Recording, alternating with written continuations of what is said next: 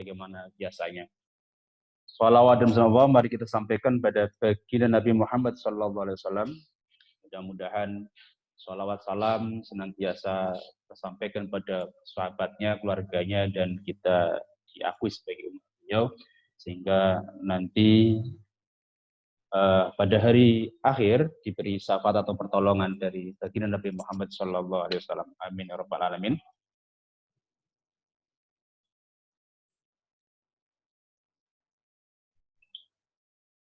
Sebagaimana diskusi pada hari ini dengan mengambil tema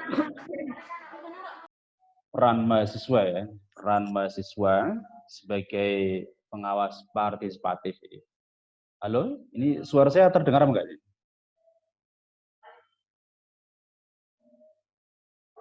Ya, terdengar enggak? Dengar ya? Dengar. Oke. Kita ketahui bahwa pemuda ini adalah harapan ya, harapan bagi bangsa, bagi agama.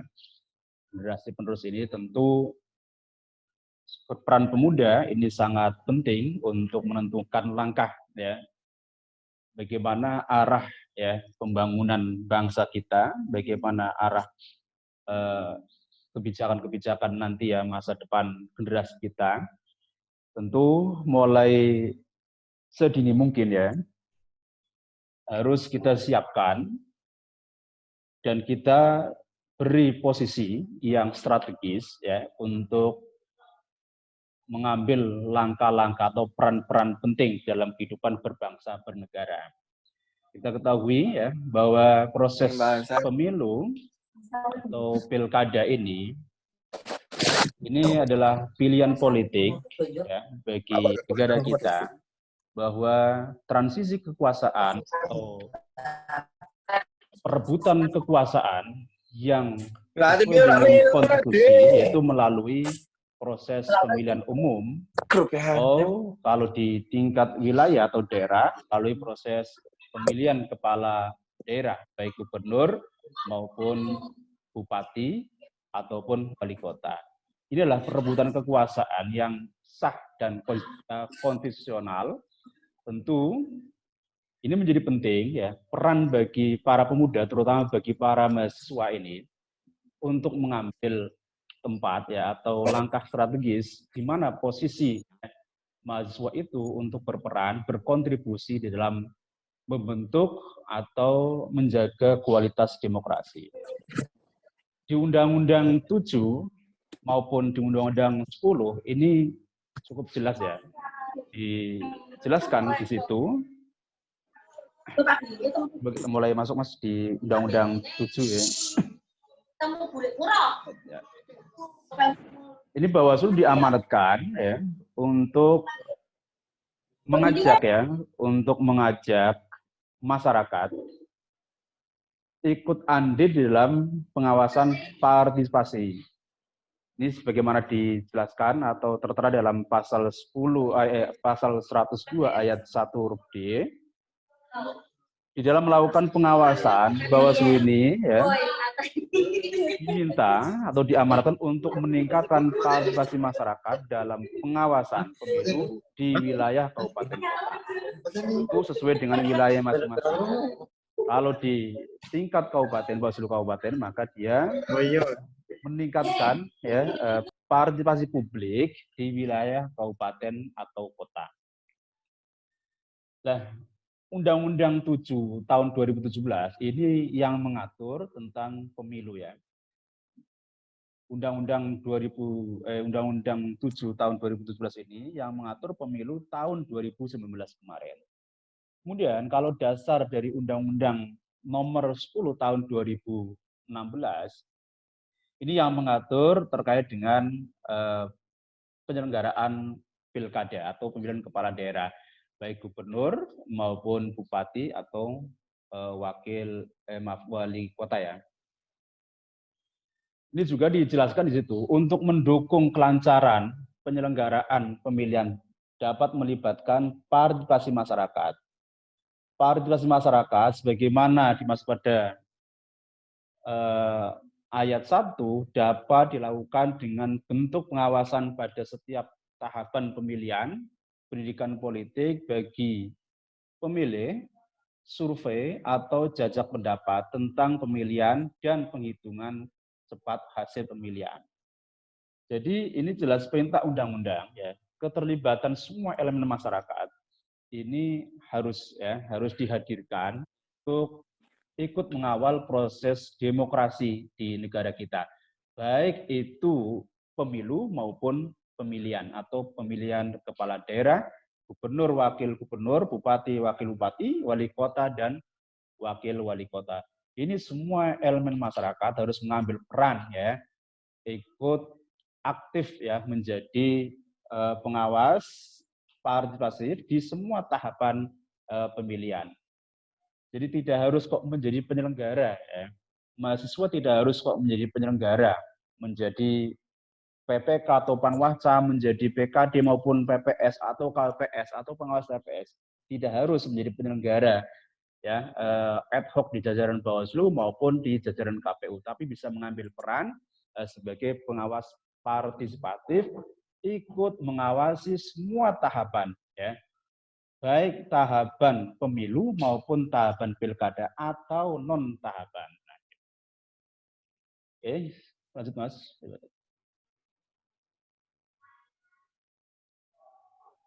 Mana? Lalu kenapa Bawaslu kok harus mendorong ya agar masyarakat ini terus berpartisipasi atau menjadi pengawas partisipatif? Tentu kalau dari sisi kelembagaan, Bawaslu ini jumlahnya terbatas ya, terbatas. Kalau di tingkat kabupaten itu hanya ada 5 komisioner atau pimpinan, kemudian di tingkat kecamatan itu ada 3, kemudian di tingkat desa itu hanya 1, nanti di TPS juga hanya 1 pengawas TPS. Maka sangatlah tidak mungkin ya bisa terjangkau semua ya di lapisan masyarakat ya, pengawas ini bisa hadir ya, bisa memantau, bisa melihat, bisa mengawasi semua kegiatan yang ada di masyarakat yang bisa berpotensi ya, itu dijadikan sebagai kampanye atau sosialisasi terhadap peserta pemilu maupun pilkada, yang mana nantinya akan bisa berpotensi melanggar, atau kegiatan-kegiatan lain yang juga berpotensi untuk dijadikan ajang kampanye, padahal tidak sesuai dengan aturan, baik sisi aturan kampanye maupun tempat. Maka di situ Bawaslu perlu mendorong ya, keterlibatan masyarakat, keterlibatan pemuda, keterlibatan mahasiswa, termasuk keterlibatan perguruan tinggi ini sangat diperlukan. Ini tugas Bawaslu, ini mengawasi sekaligus sebagai eksekutor pemutus perkara dalam sengketa pemilihan.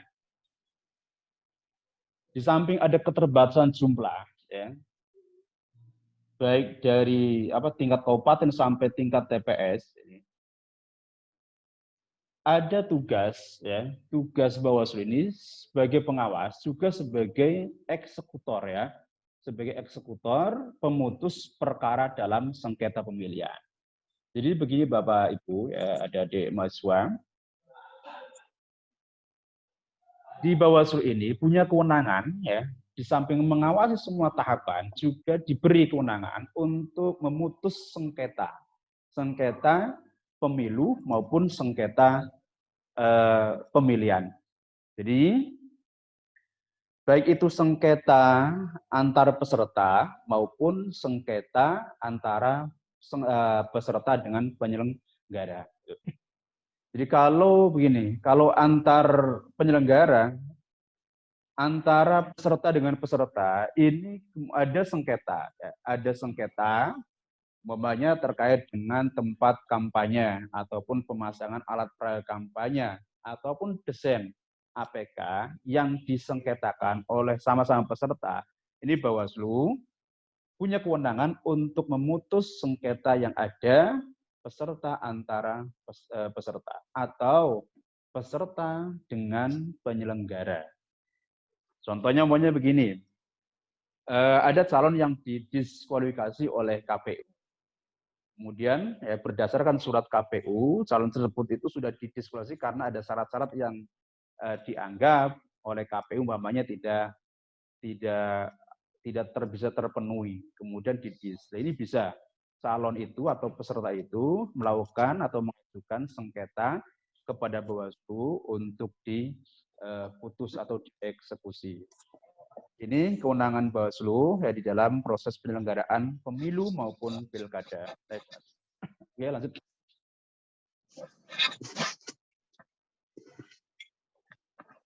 Fungsi Bawaslu. Yang pertama, Bawaslu ini punya tugas melakukan pencegahan. Bawaslu melakukan sosialisasi peraturan dan larangan dalam pemilihan, pemetaan potensi kerawanan, supervisi dan koordinasi antar lembaga, serta peningkatan partisipasi. Jadi, Bawaslu dalam bekerja ini mengutamakan prinsip-prinsip pencegahan, atau dalam bahasa usultik itu namanya daf'ul mafasid, mencegah kerusakan, mencegah potensi pelanggaran sebelum pelanggaran itu terjadi. Bagaimana caranya? Melakukan sosialisasi peraturan. Kami sering Bawaslu ini sebelum melakukan pengawasan menyampaikan aturan-aturan yang sudah diatur baik melalui peraturan PKPU maupun per Bawaslu atau peraturan lainnya. Ini terus kami sosialisasikan kepada pihak-pihak yang terkait, baik partai politik maupun ormas maupun pemerintah itu sendiri. Kemudian melakukan pemetaan potensi kerawanan. Bawaslu setiap ada penyelenggaraan pemilihan maupun pilkada itu pasti sebelum tahapan itu dimulai, ini selalu merilis indeks kerawanan pemilu atau pemilihan atau yang sering populer itu namanya IKP. IKP ini menjadi rujukan bagi Bawaslu untuk melakukan pemetaan potensi kerawanan, kemudian melakukan supervisi, koordinasi dengan stakeholder, serta peningkatan partisipasi masyarakat. Bagaimana caranya peningkatan partisipasi masyarakat ini? Tentu kami berkoordinasi dengan lembaga-lembaga kemasyarakatan, baik keagamaan, kemudian kemasyarakatan, pemuda, termasuk perguruan tinggi di dalamnya. Setelah melakukan pencegahan ini, untuk memastikan bahwa pelanggaran itu tidak dilakukan, untuk meminimalisir pelanggaran, maka Bawaslu melakukan langkah kedua dengan melakukan pengawasan. Melakukan pengawasan tahapan pemilu, pemilihan, dan larangan dalam pemilu-pemilihan. Pengawasan ini bukan hanya dilakukan yang terkait dengan tahapan pemilu maupun pilkada, tetapi ada pengawasan non-tahapan. Apa itu non-tahapan? Pengawasan terhadap netralitas ASN, pengawasan terhadap isu SARA, pengawasan terhadap money politik, pengawasan terhadap netralitas kepala desa, perangkat desa, dan pihak-pihak lain yang tidak boleh, yang dilarang oleh undang-undang untuk terlibat di dalam proses pemilihan. Kemudian langkah yang ketiga, melakukan penindakan. Bawaslu melakukan penindakan terhadap pelanggaran aturan pemilu maupun pemilihan. Ini langkah terakhir bagi Bawaslu. Kalau pencegahan, pengawasan tidak berhasil, kemudian terdapat pelanggaran pemilu, maka akan dilakukan penindakan.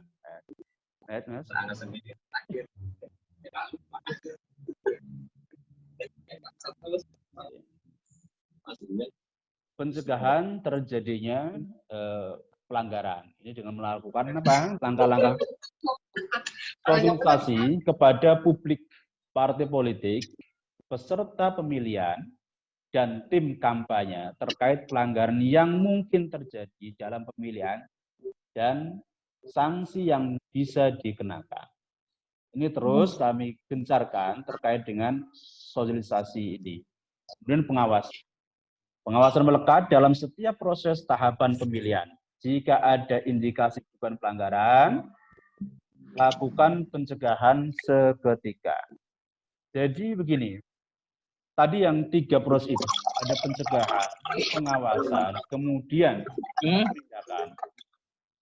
Selama Bawaslu melakukan pengawasan kemudian ditemukan ada pelanggaran-pelanggaran ya, pada tahapan, maka untuk sebagai langkah antisipasi, Bawaslu melakukan pencegahan seketika untuk dilakukan perbaikan atau melalui surat saran perbaikan. Selagi itu masih bisa. Tapi kalau tidak, berarti langkah yang ketiga harus diambil, yakni langkah penindakan. Oke, lanjut.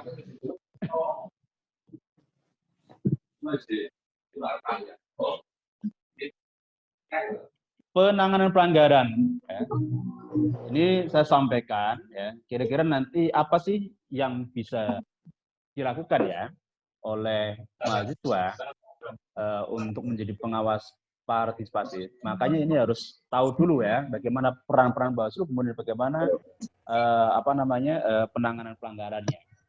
Pelanggaran pemilihan adalah tindakan yang bertentangan atau tidak sesuai dengan peraturan perundang-undangan terkait pemilihan gubernur, bupati, dan wali kota.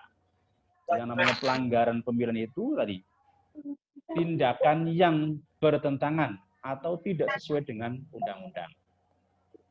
Kemudian ada penindakan serangkaian kegiatan, serangkaian proses penanganan pelanggaran yang meliputi temuan, penerimaan laporan, pengumpulan alat bukti, klarifikasi, pengkajian, dan atau pemberian rekomendasi, serta penerusan hasil kajian atas temuan atau laporan kepada instansi yang berwenang untuk ditindaklanjuti.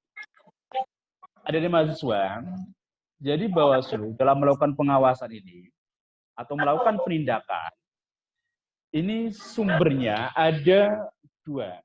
Yang pertama, bisa jadi itu hasil dari temuan, ya, hasil dari temuan pengawasan jajaran Bawaslu. Ini bisa dilakukan proses penindakan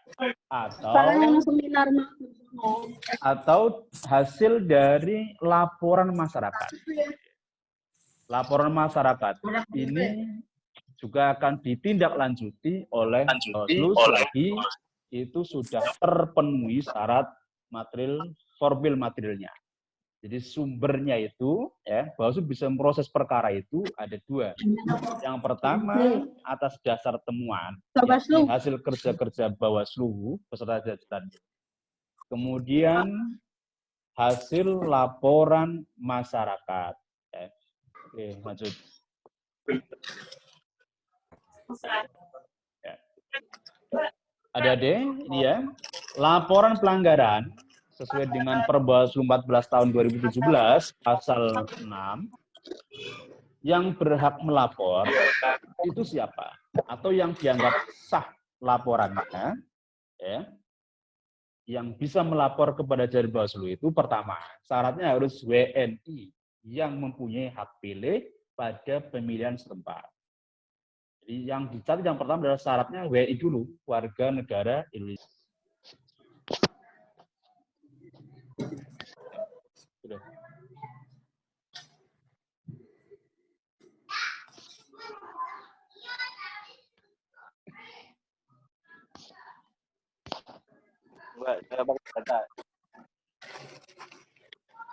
Ya, kami lanjutkan ya.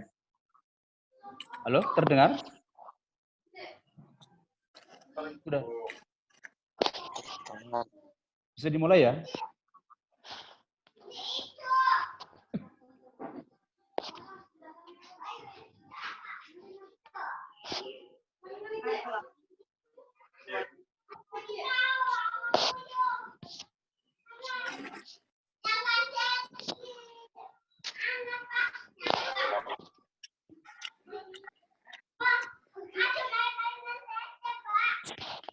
Sudah mulai. Bawahnya lagi, Mas. Sudah. Yang ya, oke. Ya, saya lanjutkan. Yang kedua, pemantau pemilihan. Yang ketiga, peserta pemilihan. Ini yang bisa melaporkan ke Bawaslu. Yang kedua, pemantau pemilihan. Nah, ini mahasiswa, ini bisa menjadi pemantau, tapi harus melalui lembaga ya, harus apa namanya, ada organisasi atau lembaga yang besar, tidak bisa perseorangan. Jadi kalau pemantau dia harus lembaga. Kemudian peserta pemilihan. Ini peserta pemilihan ini peserta pemilihan atau peserta pemilu. Ini bisa berbeda ya. Kalau peserta pemilihan itu calon itu sendiri ya. Nah, kalau pemilu ini peserta pemilu bisa dari partai politik, bisa dari calon, atau bisa dari perseorangan, ya, seperti calon DPD. Jadi ada hal yang berbeda. Oke, Nat.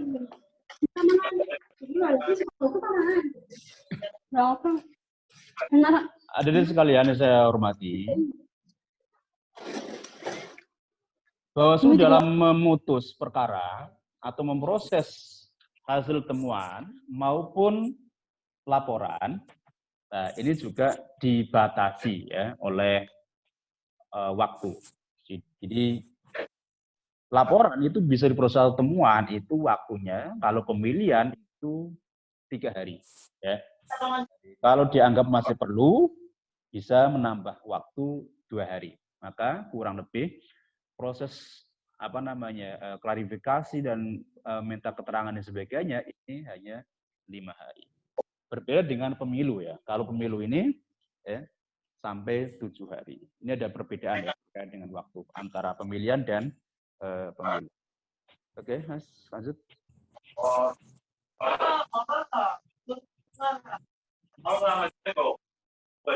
Kenapa Bawaslu perlu meningkatkan pengawas partisipasi ya melalui berbagai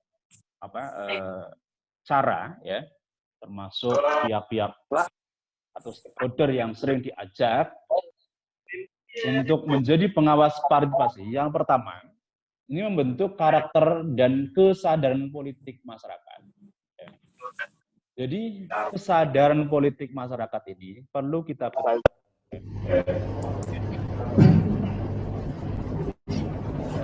ada suara yang masuk. Ya gue tahu aja dong Mas. Nyolah aja. Dong. Halo. Saya tak bicara dulu, tak selesaikan dulu ya. Oke. Yang kedua, mencegah terjadinya konflik. Ya, ini juga sangat memungkinkan ya bahwa proses pemilu ini atau pilkada ya sering terjadi ada irisan-irisan ya ketegangan terkait dengan konflik ya. Karena di situ menyangkut berbagai kepentingan, kemudian nasib orang ya tentu konflik ini ya sangat-sangat mungkin terjadi pada proses pemilu maupun pilkada. Kemudian mendorong tingginya partisipasi publik. Apa pentingnya partisipasi publik di dalam proses pemilu maupun pilkada? Tentu ini menyangkut legitimasi ya penguasa. Semakin tinggi partisipasi publik, maka itu artinya ya legitimasinya semakin kuat. Kemudian yang keempat, menjadikan pemilu bermartabat, berintegritas. Ini tentu membentuk pemilu yang bermartabat dan berintegritas. Ini harus kita awasi sama-sama ya. Baik itu peserta, ya, meskipun sudah ada lembaga pengawas yang mengawasi ya, proses tahapan pemilu maupun pilkada, tetapi ya alangkah baiknya masyarakat didorong untuk menjadi pengawas partisipasi ini untuk menjaga pemilu bermartabat, berintegritas ini tentu kalau kita itu saling mengawasi. Ya. Peserta pemilu diawasi oleh Bawaslu, ya, kemudian diawasi oleh masyarakat, termasuk kerja-kerja penyelenggara, baik KPU maupun Bawaslu juga dipantau oleh masyarakat. Kemudian meningkatkan kualitas demokrasi. Peningkatan kualitas demokrasi ini memang sangat ditentukan oleh peserta ya. Kalau kok pesertanya berintegritas dan bermartabat, ya sama-sama komitmen untuk menjaga martabat demokrasi, untuk meningkatkan kualitas demokrasi, tentu dari pesertanya ini sangat penting ya untuk menjaga komitmen untuk bersama-sama bagaimana menjadi peserta pemilihan ini benar-benar dijaga. Jadi peran partai politik sangat penting ya untuk meningkatkan kualitas demokrasi. Bukan hanya oleh masyarakat atau penyelenggara saja. Penyelenggara tidak bisa meningkatkan kualitas demokrasi kalau pesertanya ternyata mengabaikan dari sisi kualitas demokrasi. Oke, lanjut, Mas. Masih banyak. Ntar lagi ya. Bentuk keterlibatan masyarakat dalam pemilu. Ini pemilu maupun pilkada. Peran penting masyarakat dalam pengawasan pemilu, ya, terutama kalangan anak muda ini, mengawasi proses pelaksanaan tahapan pemilu dan non-tahapan. Jadi, kalau anak muda punya kesadaran, ya, punya kesadaran politik, ya, kalau kesadaran politik itu bukan berarti harus masuk ke partai politik, ya, punya kepedulian terhadap proses demokrasi ini, tentu masyarakat, anak muda, mahasiswa, ini harus mau tampil ya, mengawasi proses pelaksanaan tahapan pemilu. Tahapan pemilu tahu saja cukup banyak. Tahapan pemilu itu diawali dari ya, pemutakhiran data pemilih. Ya. Ini dari coklit ya, pencocokan dan penelitian oleh petugas PPDB ya, yang harus langsung door to door ke masyarakat, mendata, kemudian nanti menjadi daftar pemilih DPS, daftar pemilih sementara, kemudian daftar pemilih tetap. Ini hal yang klasik ya, hal yang klasik. DPT ini dari dulu selalu bermasalah. Nah, ini. Sampai hari ini belum menemukan sistem yang efektif, ya, yang bisa menghasilkan data DPT yang benar-benar valid itu. Kemudian mengawasi non tahapan. Apa itu non tahapan yang tadi saya sampaikan di awal itu? Ya, termasuk para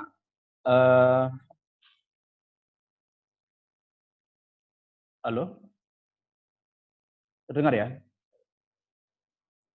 Non tahapan ini orang-orang yang bisa memanfaatkan kekuasaannya ya.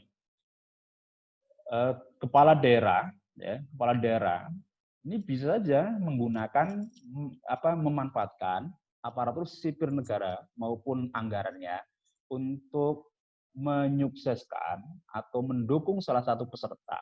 Ini juga harus kita awasi, baik ASN-nya, kemudian anggarannya, fasilitasnya, fasilitas gedung, mobil milik negara itu tidak boleh dijadikan kampanye. Dan money politik. Ini ya adik-adik yang saya banggakan, money politik ini menjadi hal yang marak ya, isu yang sangat masyarakat itu melihat ini sudah hal yang biasa. Tentu anak muda ya, mahasiswa harus menjadi pemutus ya mata rantai ini. Ini sangat penting ya, karena money politik ini dianggap biasa di masyarakat. Ya. Memang agak susah ya kalau money politik itu diproses itu agak susah. Pemalang itu kemarin itu ada kasus 4 money politik ya, yang sampai dibahas di Gakumdu ya, pembahasan pertama, kemudian berhenti di pembahasan kedua karena dianggap tidak cukup bukti atau tidak kuat ya, meskipun barang bukti ini sudah dipegang gitu. Karena terlapornya begitu diklarifikasi orangnya menghilang. Ini peran mahasiswa sangat penting untuk memerangi kejahatan demokrasi berupa money politik ini. Ini belum ada rumusan yang cukup strategis terkait dengan memutus mata rantai money politik. Semakin ke sini, ini justru semakin marak ya money politik. Ini menjadi PR kita semua ya, terutama dari generasi muda, untuk menjadi pemutus ya mata rantai, agar menjadi pemilih yang rasional, bukan pemilih yang transaksional. Ini penting. Oke, lanjut Mas.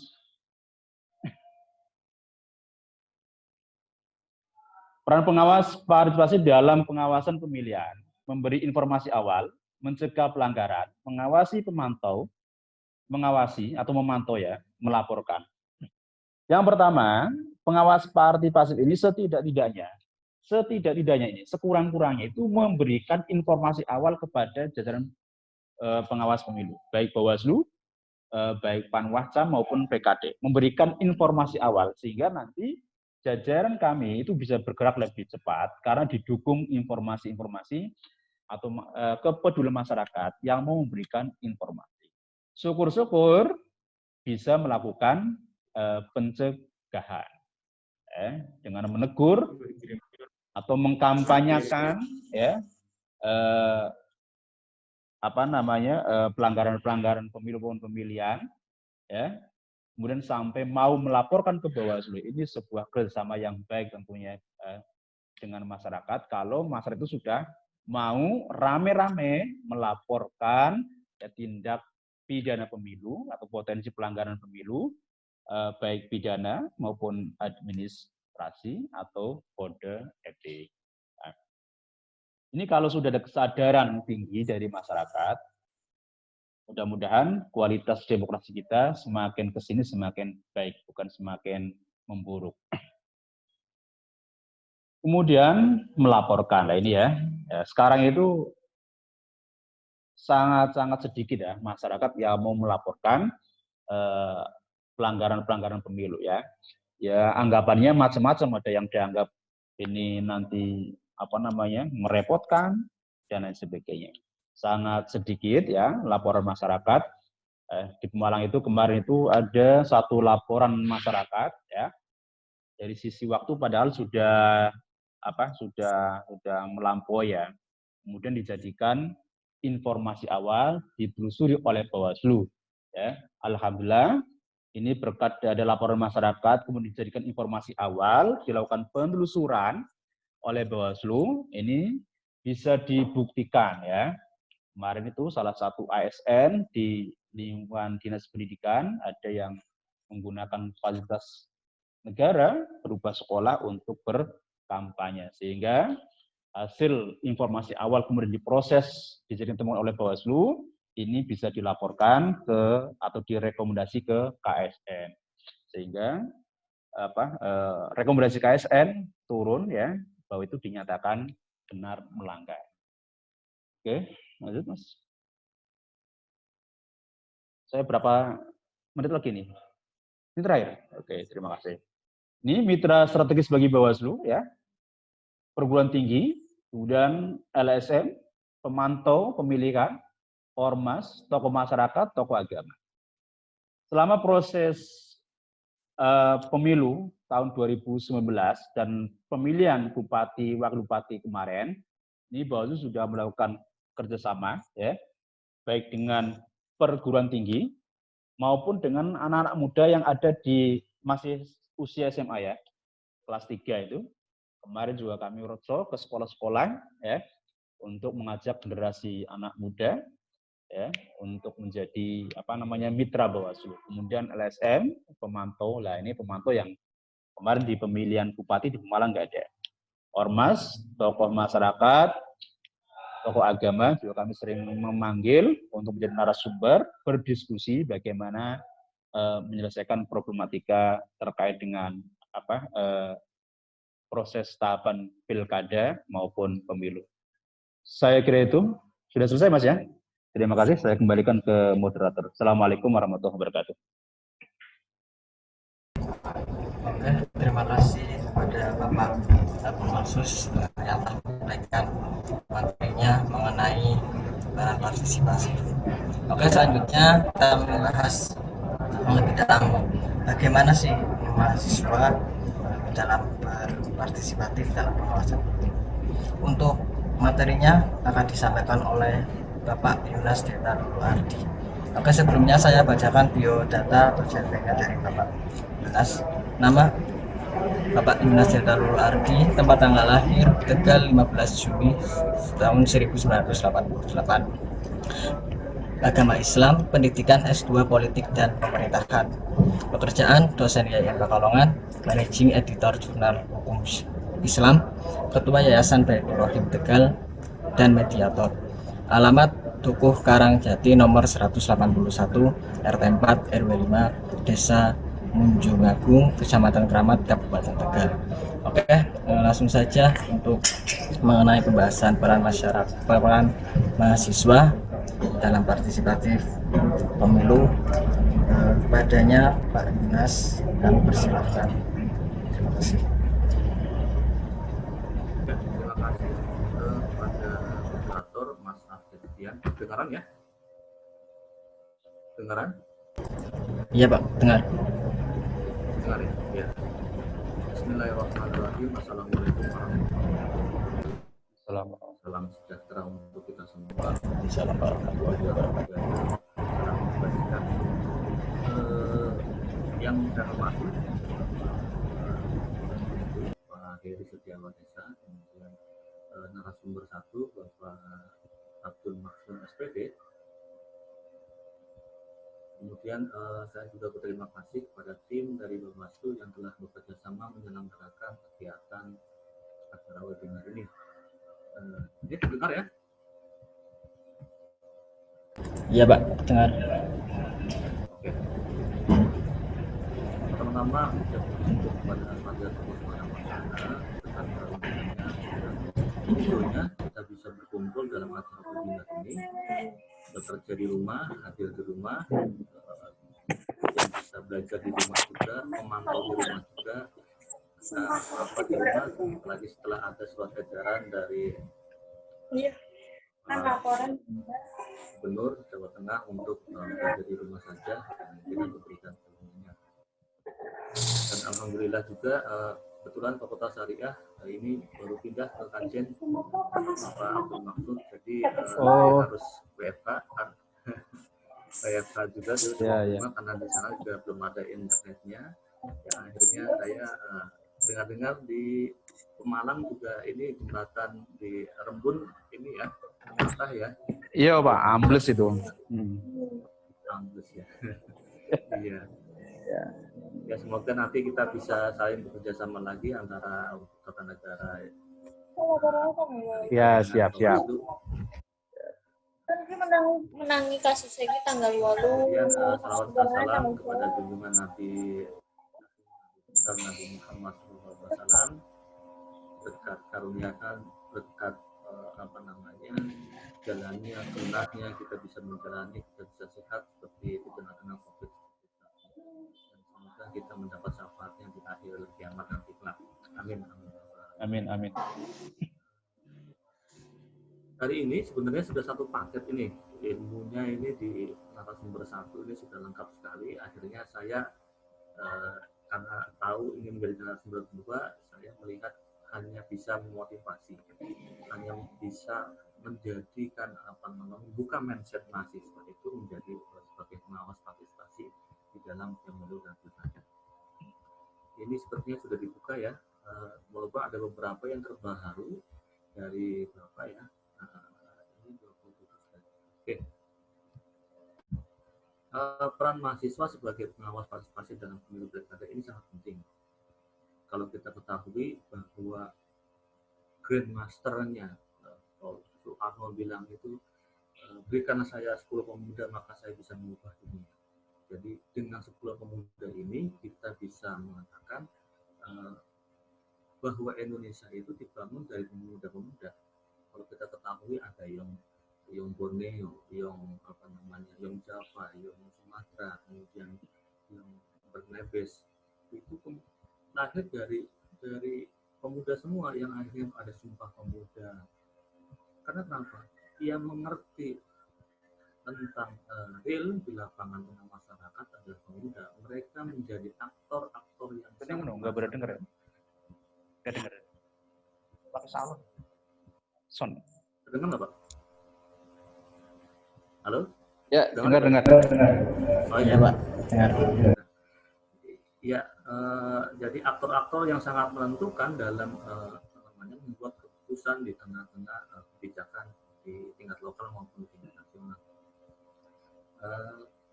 Saya ingin memberi gambaran tentang betapa besarnya negara Indonesia ini.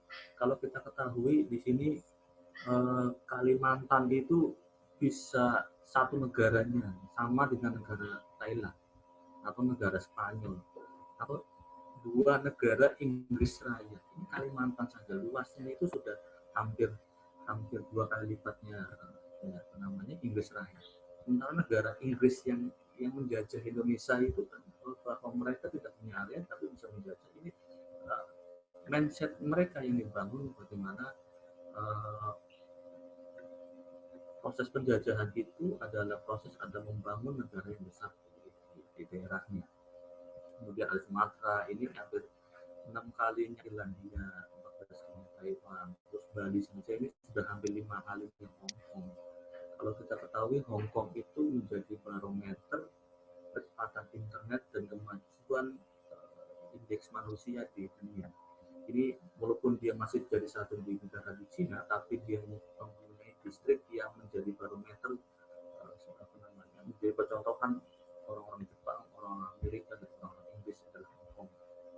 Ini bagaimana tingkat perekonomian di Hong Kong itu sangat dominan. Bali ini hampir 30 kalinya Jamaika. Jadi kita harus patut bersyukur kita di tengah-tengah di tengah-tengah garis khatulistiwa, di tengah-tengah dua samudra dan di tengah-tengah dua benua. Kalau kita ketahui Kalimantan ini yang akan menjadi ibu kotanya kita ini adalah pulau ketiga terbesar di dunia. Jadi salah satu yang mungkin nanti Indonesia menjadi ibu kota yang terbesar di pulau ketiga di dunia. Selanjutnya Mas moderator. Halo. Lanjut. Iya. Oke.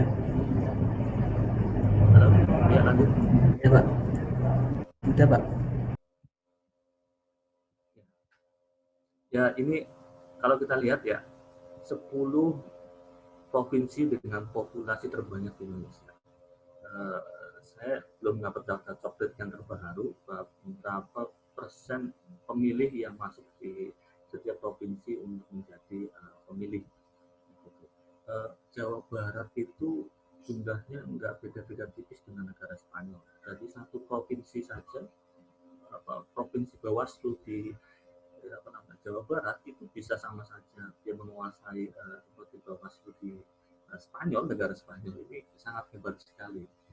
Kalau ketahui bahwa Jawa Barat itu hampir 3.000 pelanggaran yang ada di Provinsi Jawa Barat di tahun 2020 itu banyak temuannya itu di gabungan Bawaslu, kemudian polisi dan kemudian pihak-pihak terkait. Kemudian ada Jawa Timur, kemudian Jawa Timur sama seperti Irak, Jawa Tengah ini sama hampir lebih banyak daripada Maroko. Kemudian negara-negara ini Denmark saja itu seperti Riau. Jadi bahwa kita populasi terbanyak di Indonesia, populasi Muslim terbanyak di dunia, apalagi sekarang setelah ada merger perbankan di Indonesia ini menjadi perekonomian Muslim yang patut diperhatikan di tingkat dunia. Jadi kurang lebih sekitar 293 triliun anggaran kita yang menjadi sorotan dunia bagaimana tingkat Muslim ini perekonomiannya semakin maju di tingkat dunia. Lalu lanjut Mas.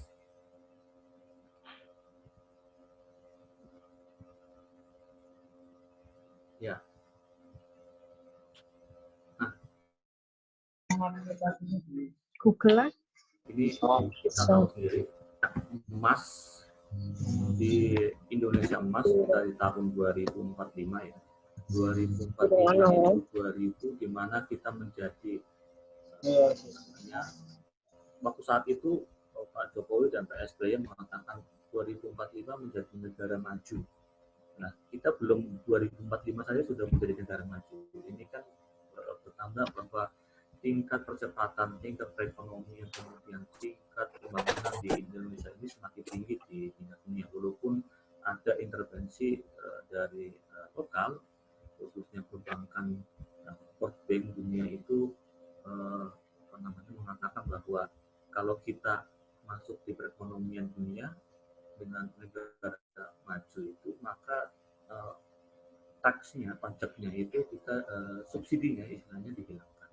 Jadi persentase subsidinya itu dihilangkan menjadi negara-negara maju.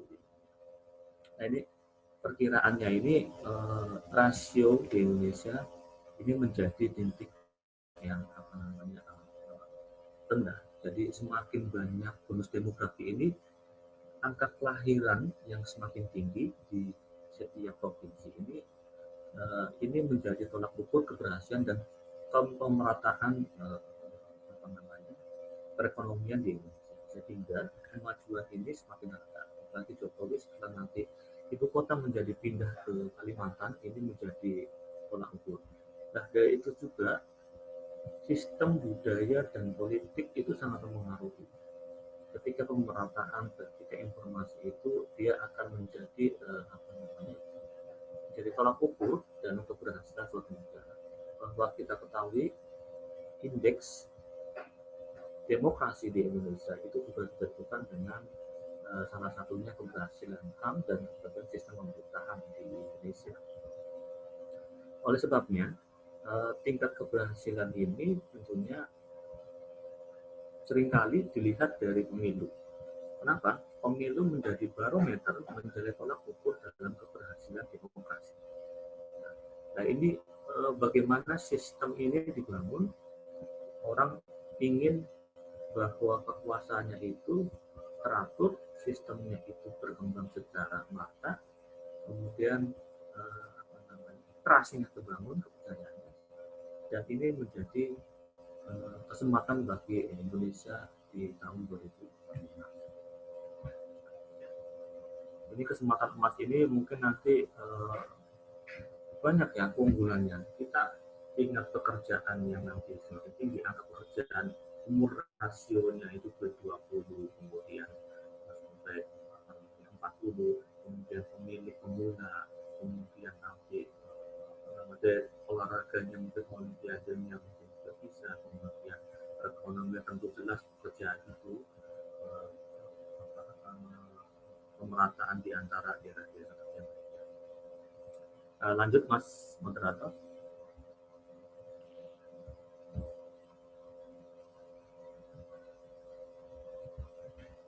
Ya, slide ke-6.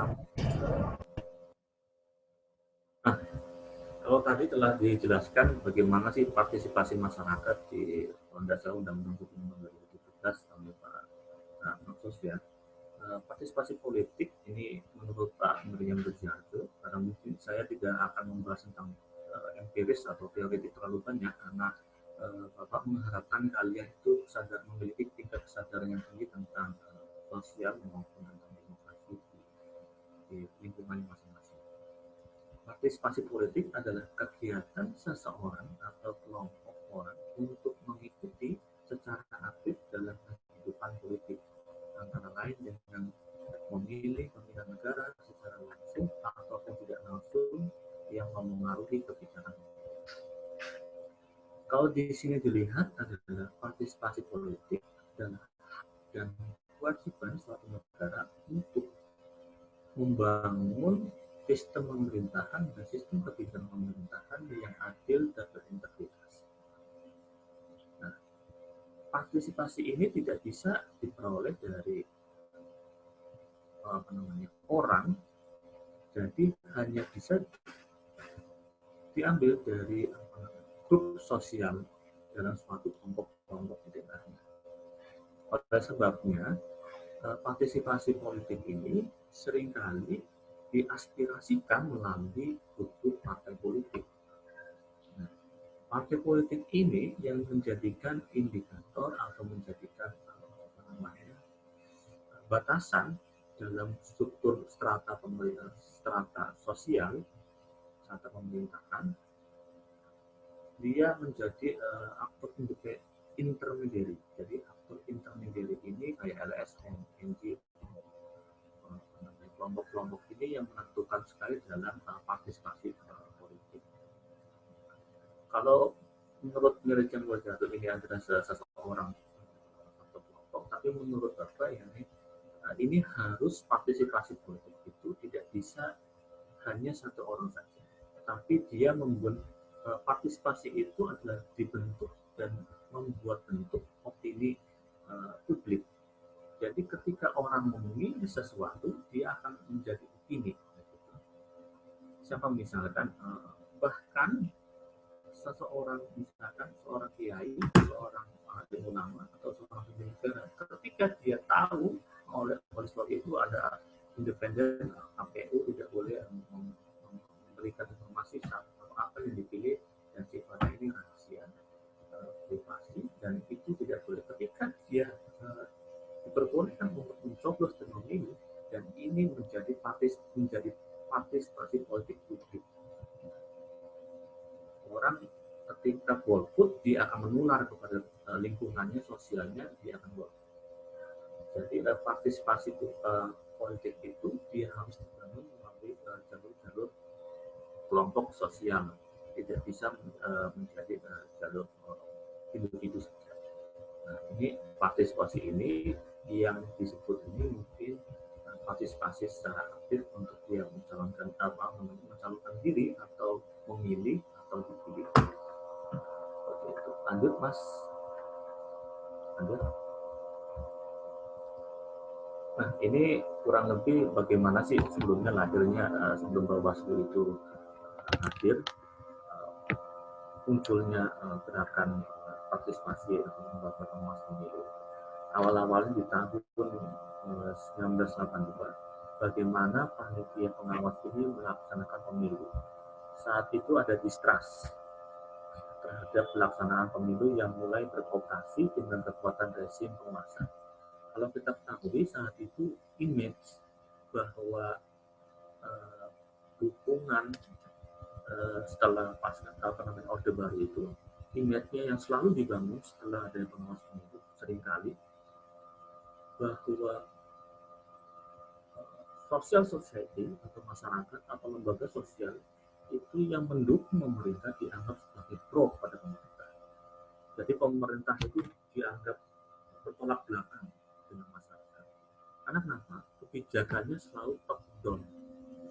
Dia tidak bottom up. Dia tidak mendengar yang di bawah. Dia tidak mendengar aspirasi yang di bawah. Oleh sebabnya, seringkali intermediarinya itu LSM itu NGO disebut juga sebagai plat merah. Apa-apa yang plat merah itu sebagai anti sebagai masyarakat. LSM yang plat merah.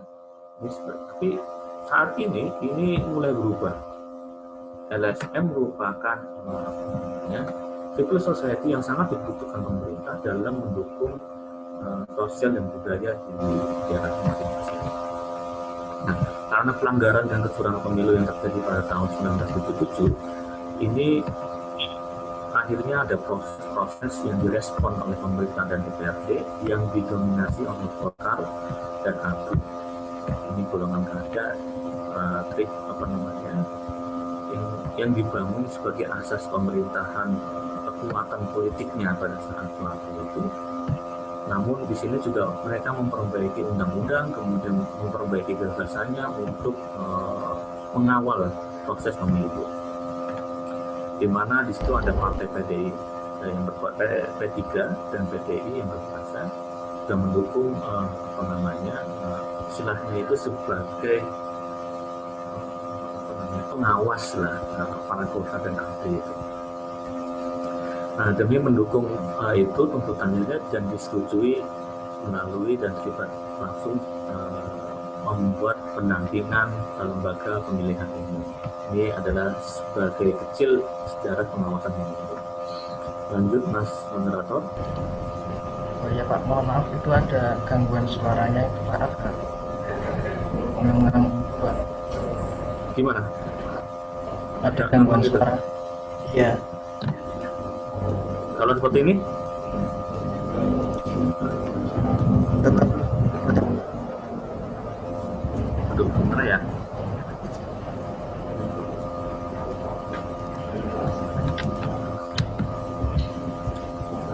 Ya, sebentar.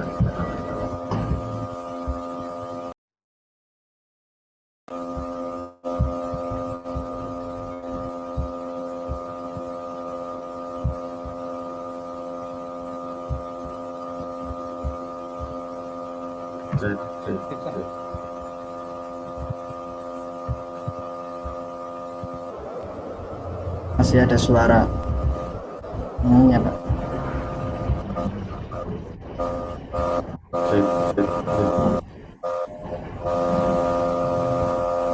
Masih ada, tadi agak mending.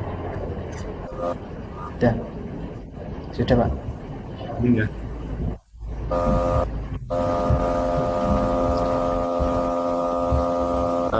Oke, lanjut Mas. Masih ya? Masih.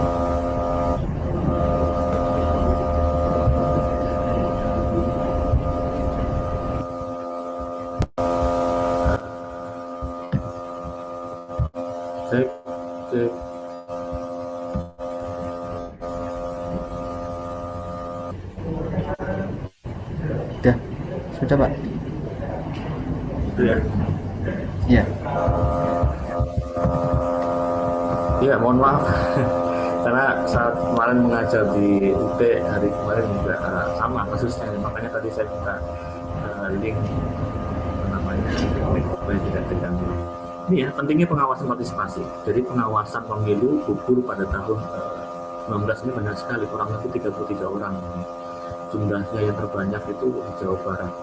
Kasusnya ada beberapa yang rawat jalan saja bisa 273, 160 orang. Kemudian ada tersebar di 10 provinsi.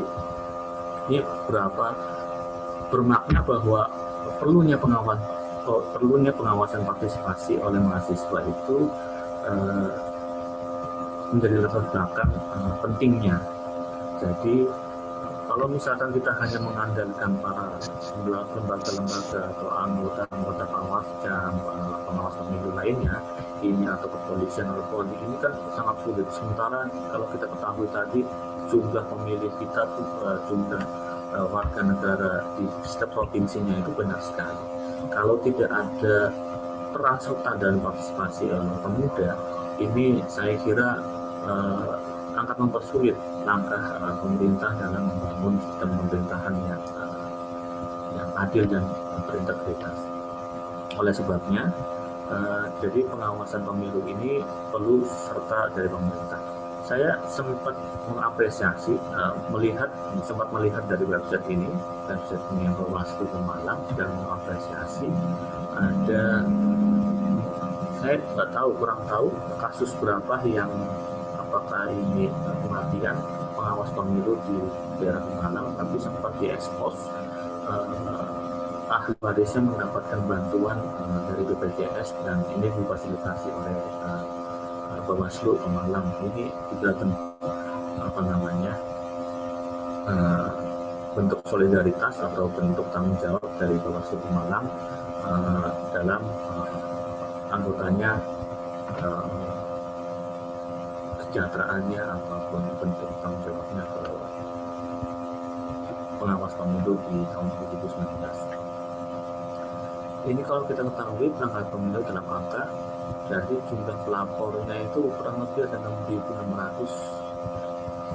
Ini tahun data per 25 Maret 2019. Bahwa kita ketahui jumlah temuan-temuan ini tidak serta-merta tanpa ada bukti, tanpa ada kekuatan hukum, tapi mereka juga ada perencanaan dan persiapan. Nah, seringkali mahasiswa itu dia terbentur oleh ketidaktahuan dan ketidakinginan untuk melapor dikarenakan mahasiswa ini sering tidak mengetahui secara hukum dan pastinya dia tidak mengetahui proses pelaporan yang ada. Nah, yang ketiga, bahwa mahasiswa karena tidak memiliki kepentingan di dalam politik itu, kekuasaannya tersebut. Jadi biasanya yang melaporkannya ini mereka adalah orang-orang yang berkepentingan, minimum dia menjadi anggota Panwas di setiap kecamatan.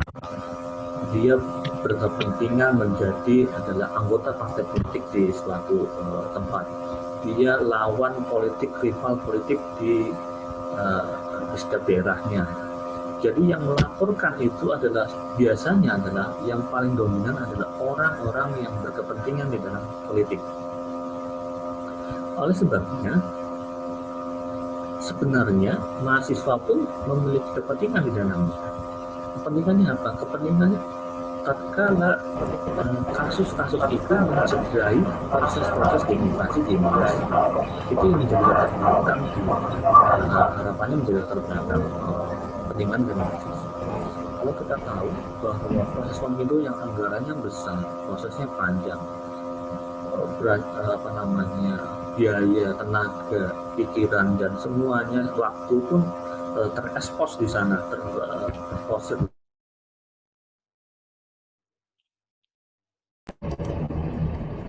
Pak, nggak ada suaranya Pak.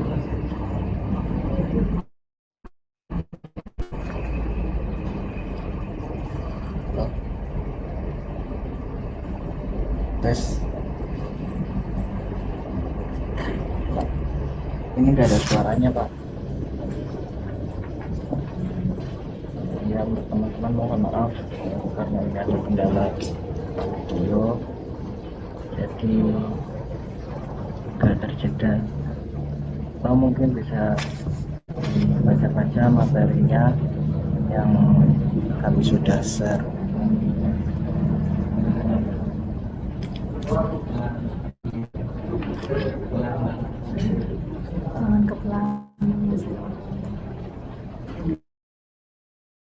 Maaf.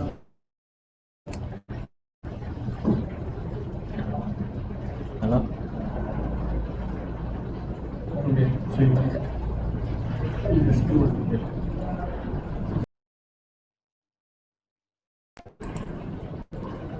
Oke, mohon maaf untuk teman-teman, ini ada kendala audio dari motor yang kedua. Oke, mungkin teman-teman bisa baca materi-materi yang kami sudah share.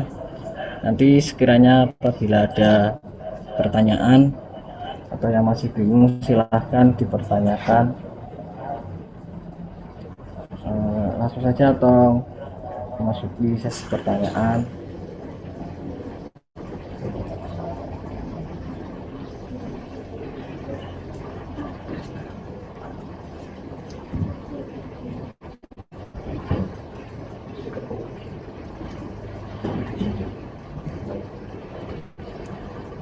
Kayak nunggu bentar,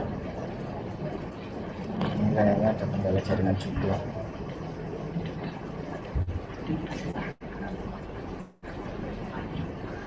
Oh ya, membuka jelas dilanjutkan.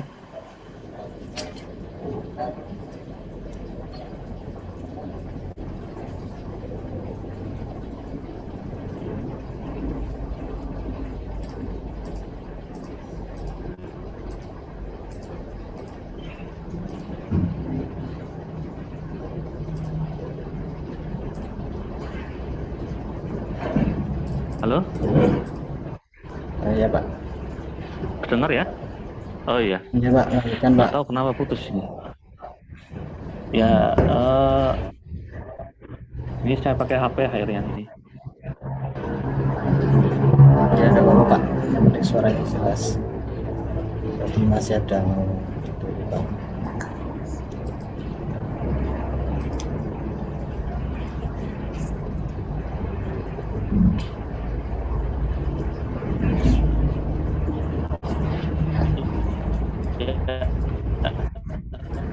Tadi lanjut ya. Tadi ada Ya, rawan Pak. konflik di daerah ini. Salah satu di titik di mana rawan konflik. Jadi ada di tahun 2020 itu Bawaslu RI ini biasanya mengeluarkan indeks. Indeks ini di mana titik-titik yang menjadi rawan konflik, yang menjadi rentan terhadap konflik di pemilu dan pilkada. Ini yang paling dominan, dan ini titik ini ada Bandung, Pekalongan, Sleman, dan Lamongan. Saya kurang tahu kenapa Pekalongan ini banyak titik rawan. Apakah ini banyak sekali gesrekan, sementara saya sering banjir ini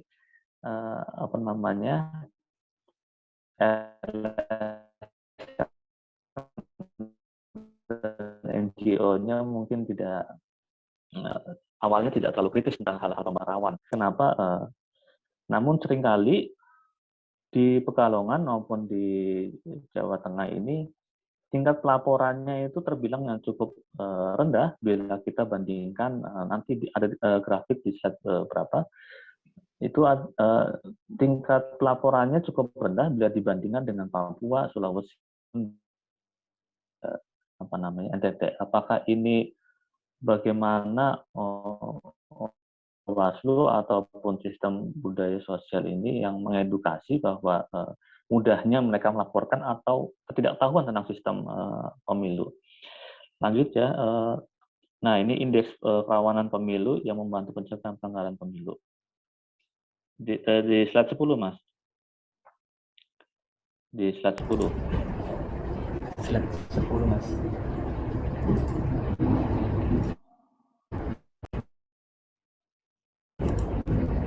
Ya.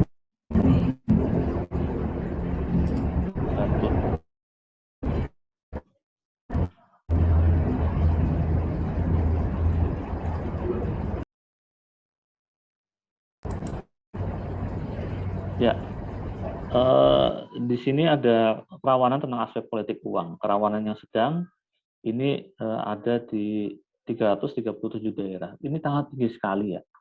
Kalau kita ketahui bahwa orang melakukan money politik itu bukan salah orang yang memberikan seringkali, bukan orang salah yang mencalon kiri.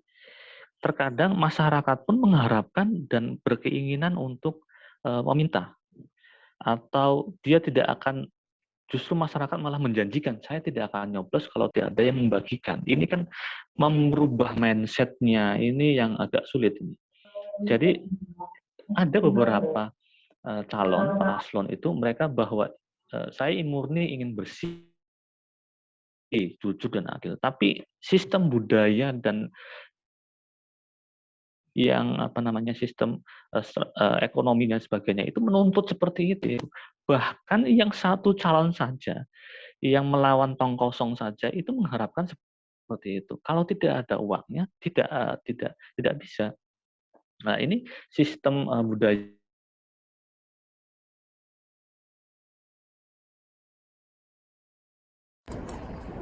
Mohon maaf, Pak. Suaranya putus-putus.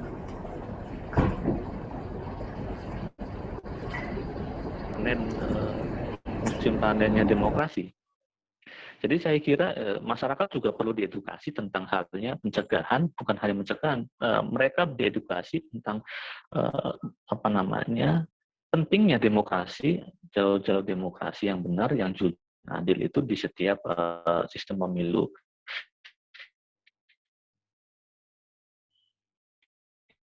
Di daerah masing-masing.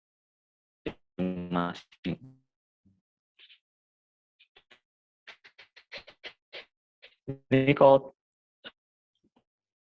dilihat perkaraannya ini tahun 2004, 2009, dan kemudian 2014 itu lakukan sengketa hasil pemilu legislatif ini. Tapi yang di ACC 70 tahun 2009, ini kan kemudian 2014 ini hanya dari 900 yang di ACC cuma 9 hasil sengketa pemilu. Ini total perkara yang dikabulkan. Jadi selebihnya ini tidak dikabulkan. Ini bahwa kita perlu tahu juga bahwa bukti yang formal itu menjadi sistem pelaporan itu berlaku. Ini kalau kita lihat ini adalah angka-angka yang merah ini keamanan, ini indeks IKP-nya itu yang rawan sedang, yang rawan tingginya ini politik uang. Kalau kita 176 tahun 2020, kemudian ada ujaran kebencian dan sara, kemudian ada netralitas ASN. Ini ASN ini biasanya mereka tidak tahu, seringkali tidak tahu. Atau mereka yang pada posisi jabatan yang eselon 1, eselon 2, mereka memiliki kepentingan di dalamnya. Karena kebijakan-kebijakannya itu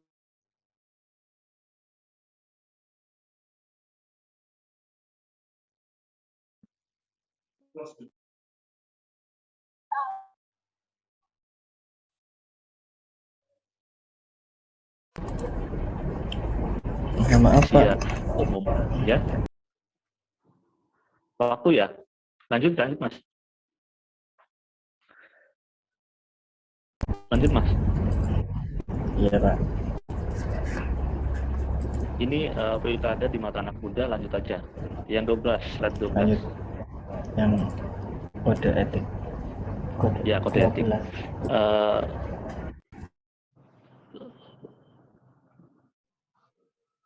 Kode etik yang 12, bawahnya lagi.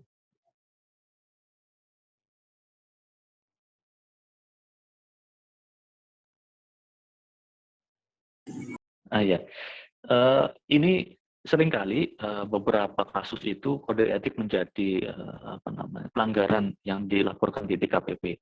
Dan kode etik ini Bapak kira menjadi landasan kalian sebagai pengawas pemilu, bagaimana penyelenggaraan pemilu itu. Jadi asas-asas ini yang harus kalian gunakan untuk mencegah delik aduan balik. Jadi ketika kalian melaporkan, nanti malah dilaporkan balik ketika kalian tidak memiliki asas-asas ini. Jadi asas-asas ini yang menjadi kode etik sekaligus menjadi prinsip dalam pengawas pemilu. Ini banyak pengaduan etik yang penyelenggara pemilu, kasusnya di Papua ini. Papua ada sekitar 28 kalau misalnya, sementara Yogyakarta ada yang paling rendah. Jadi mungkin etos atau pengetahuan tingkat pendidikan di suatu daerah ini sangat menentukan sekali, yang totalnya 309. Lanjut Mas.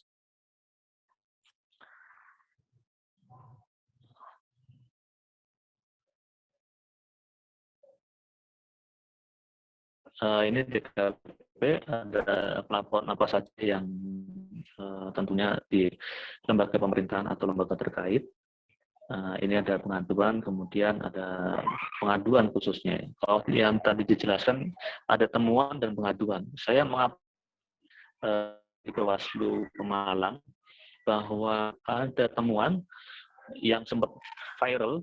Jadi ini temuan ini di media sosial kemudian menjadikan kasus untuk yang menjadi pelanggaran dalam kasus ini. Jadi bukan hanya pelapor saja, tapi inisiatif dari Bawaslu, hal-hal yang viral ini juga perlu. Jadi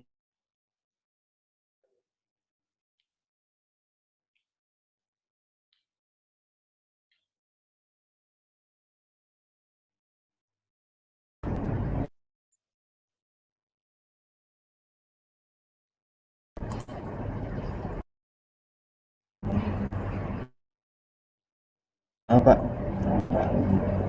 terputus suaranya.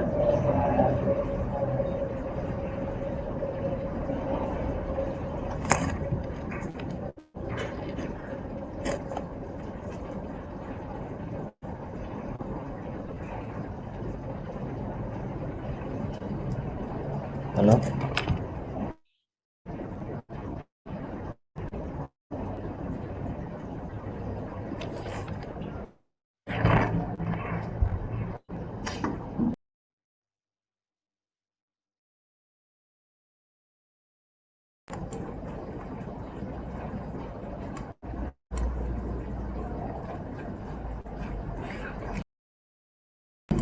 Pak, ya teman-teman mohon maaf ada kendala audio sumber.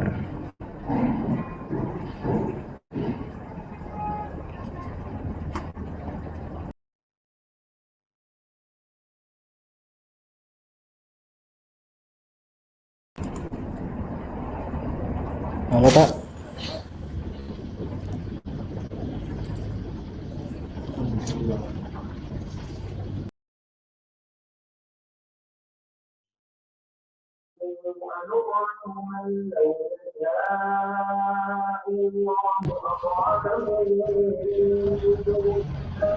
Oke, maaf untuk ini kendala dari narasumber.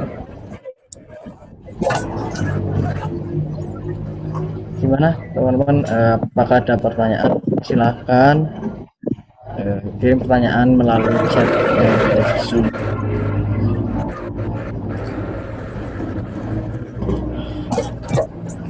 Iya. Halo. Halo Pak. Ya, Halo. Pak Mudzaffar, Mas Mudzaffar. Iya. Iya Pak, masuk. Iya, slide-nya Mas.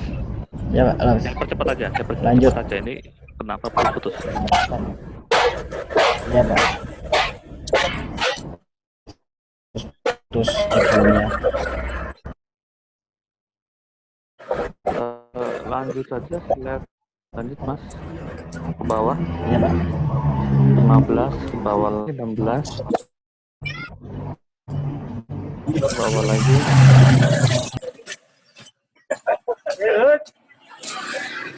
Terus ke bawah lagi. Ini lanjut lagi. Ini saya kira tidak terlalu dominan dan ini tantangan pengawas partisipatif. Ya. Jadi rawan delik aduan yang seperti katakan ini rawan berita bohong ya.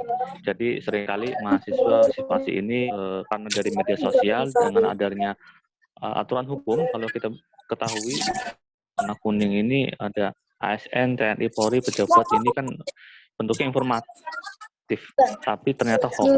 Ini bukan keluar dari Bawaslu. Kemudian setelah ada kebijakan bahwa apa yang dikatakan modus kampanye hitam menurut Bawaslu itu dia atur lewat sini. Terus yang kemudian independensi ini tantangannya karena sifat sistem mereka tidak mendapat minim dukungan. Jadi mereka yang independen, mereka tidak punya kepentingan, sehingga orientasinya ini biasanya seringkali karena solidaritas sosial tentang demokrasinya itu rendah, dan ini seringkali menjadi hambatan untuk dalam pengawasan partisipasi. Terus minim melek teknologi informasi. Sekarang zamannya teknologi ya, sebenarnya banyak sekali kasus-kasus di lapangan ini tidak karena belum melek, itu biasanya hambatannya koneksivitas internet yang tidak menyeluruh, tidak merata di setiap daerah. Misalkan mungkin kita di NTB, NTT itu kan tidak mendapatkan internet teknologi untuk melaporkan, jadi harus ke tempat Bawaslu. Sementara politik uang sudah merata di sana, misalkan seperti itu. Kemudian pelayanan publik yang belum sigap menanggap respon. Ya, seringkali mahasiswa nih pemilih pemula, mereka dikiranya atau bisa sebagai yang mencalonkan melaporkan, jadi dianggapnya mereka kurang mumpuni dalam melaporkan diri dalam kasus-kasus pelanggaran pemilu. Kemudian keterbatasan pengetahuan dan keterampilan SDM. Ini hampir semuanya karena setiap tahun kita ada pilkada maupun pemilu dan aturannya baru lagi COVID ini 19 juga. Ini aturan tamu, pengadu atau pelapor ketika datang ke kantor Bawaslu harus ada rapid test. Ini kan sangat menghambat sekali. Jadi ketika orang ingin melaporkan diri, mereka harus membayar untuk kesehatannya. Walaupun ini memang sangat baik sekali, saya juga mengapresiasi, tapi mungkin ini akan mengurangi tingkat pelaporan di setiap daerah atau di Bawaslu. Pemilih pemula, yang terakhir ada pemilih pemula. Kalau kita ketahui pemilih pemula ini kan swing voter, jadi mampu berubah-ubah. Dia nggak tahu mana yang benar-benar asas demokrasi. Dia tidak mengetahui tentang bagaimana menjadi landasan tolak ukur dalam keberhasilan pemilu, dalam penyelenggaraan pemilu, dan ini lanjut Mas, fungsi pengawasan partisipasi. Slide 20. Fungsi pengawasan partisipasi ini Bapak berikan sebagai ada 5 indikator ya. Yang pertama adalah investigator sebagai pengawas murni, mereka mengawasi, mereka mencari data, mereka mencari pelanggaran-pelanggaran. Kemudian mereka memfasilitator. Memfasilitator ini mereka misalkan tergabung dalam suatu kelompok atau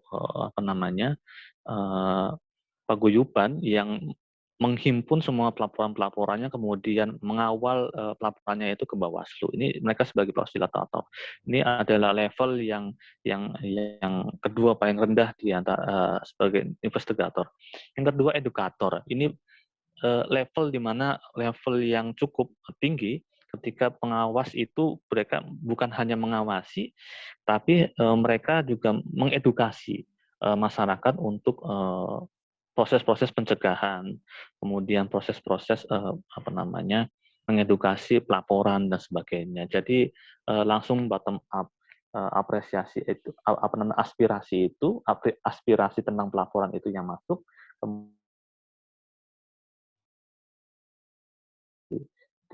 diolah, dan kemudian yang keempat adalah mediator. Mediator ini adalah, kalau kita ketahui bahwa Bawaslu itu memberikan wewenangnya kepada Panwascam untuk menyelesaikan sengketa-sengketa atau kasus pelanggaran kepesertaan pemilu. Jadi ini tidak harus diselesaikan secara di Bawaslu kabupaten kota, tapi bisa diselesaikan di Panwascam tingkat kecamatan maupun tingkat di desa.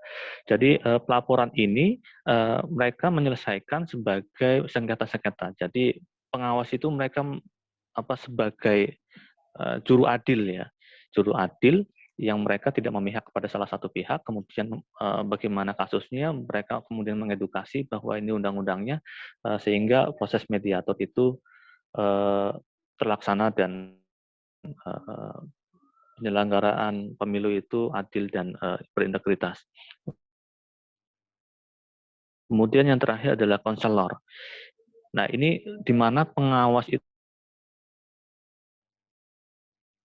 sebagai tempat. Nah, kalau orang konsultasi itu ada proses konsultasi. Ini bagaimana proses di situ tergabung semuanya dari lima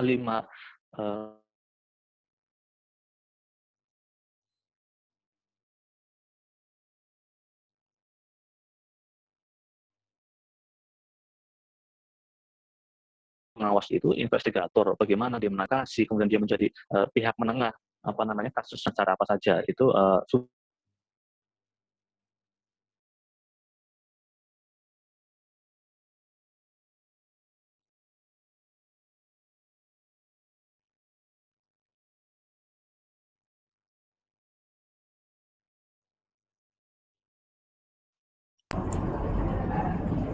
di masa depan. Nah, ini bagaimana fungsi pengawas itu.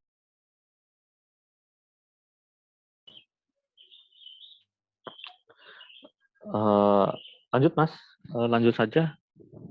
21, slide 21. Halo, Mas Motor. Iya Pak. Ya. Sudah Pak.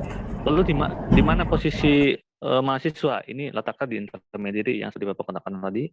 Di situ ada state, kemudian ada civil society, daerah tengah-tengah di mana memengaruhi sesuatu. Kemudian slide 22 Mas.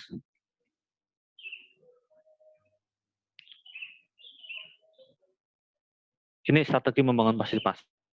Kita boleh tergabung di Kakumdu, nanti bisa sharing-sharing di Bawaslu dengan Pak Maksum. Ini sadar demokrasi, kemudian mahasiswa harus melek hukum, kemudian membangun komunikasi pihak-pihak terkait, kemudian berkonsultasi. Itu salah satu dari fungsi dari Bawaslu itu sebagai konselor yang tadi tingkatan paling 5 di berkonsultasi, kemudian membangun perencanaan. Jadi perencanaan seperti apa yang harus dibangun untuk menyelenggarakan pembangunan yang partisipasi. Jadi harus direncanakan, harus integritas, leadership tentang. Kita ketahui para pemilih pemula mereka masih di bawah swing voter, menentukan suaranya itu masih belum bisa, mereka masih bisa berkemungkinan berpindah-pindah ideologi, bisa berkemungkinan juga berpindah-pindah masa, dan ini perlunya adanya berintegritas. Kalau kita ketahui pemilih pemula biasanya umur-umur yang istilahnya belum matang, sehingga seringkali pengalaman dan kemampuan dalam menangani kasus ini seringkali sedikit sekali, dan membangun dan bergabung dalam komunitas. Ini di Bawaslu mereka membuat gerakan Sangka Desa Pengawas Pemilu, kemudian ada perempuan pengawas pemilu, sekolah kader pengawasan, ada patroli pengawasan, deklarasi desa anti politik uang, politik pengawasan, bisa ikut juga di join kegiatan kampus, bisa bergabung dalam kegiatan UKM maupun OKP, kegiatan pemilu, kemudian serta forum warga. Ini di samping kanan ada pengawas pemilu, Bapak mengambil contoh untuk kegiatannya. Lanjut, Mas Moderator. Iya, Pak.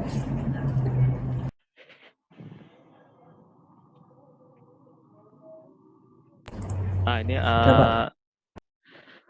sistem Bawaslu ya, ini banyak sekali sistem yang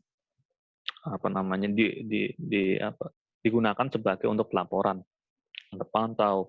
Ini JDIH adalah bentuk peraturan hukum dari Bawaslu. Ini ke Bawaslu ini bisa kalian mengeksplor bagaimana proses-proses pelanggaran atau edukasi tentang aturan-aturan itu di sistem Bawaslu. Ini sangat lengkap sekali.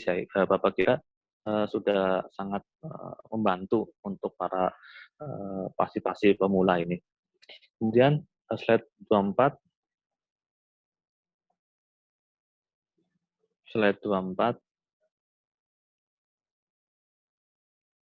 Nah, ini dana kampanye.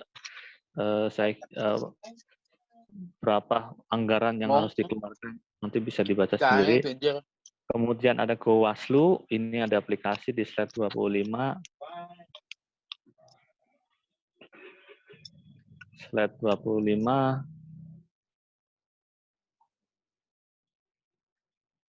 Mas Moderator.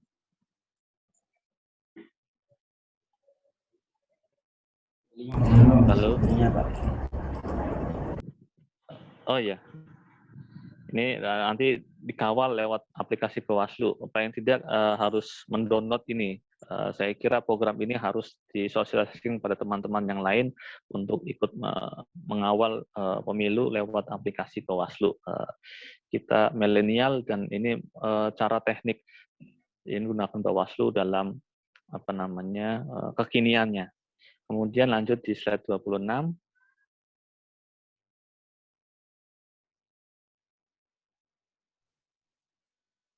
Slide 26. Ya, slide ini buku bacaan pengawas yang mungkin karena waktunya sangat sedikit sekali ya.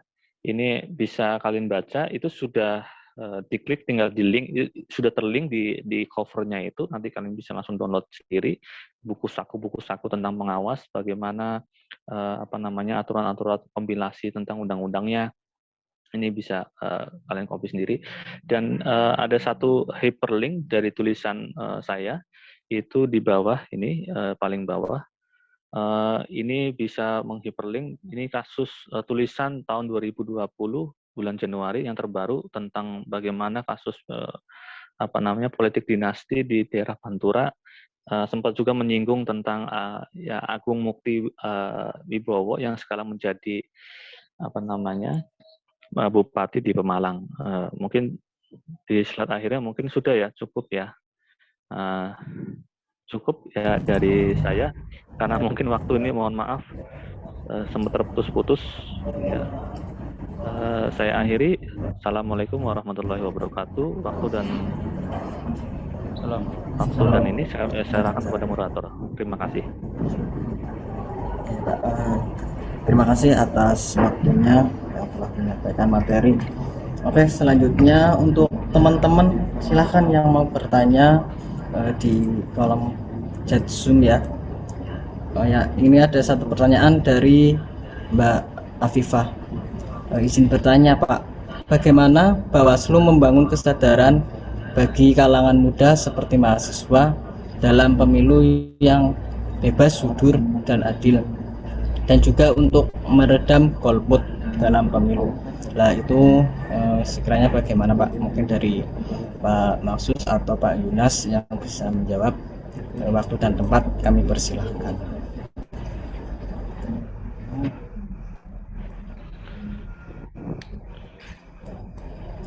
Ya Pak, silahkan untuk bisa dijawab pertanyaan dari Mbak Nur Afifah.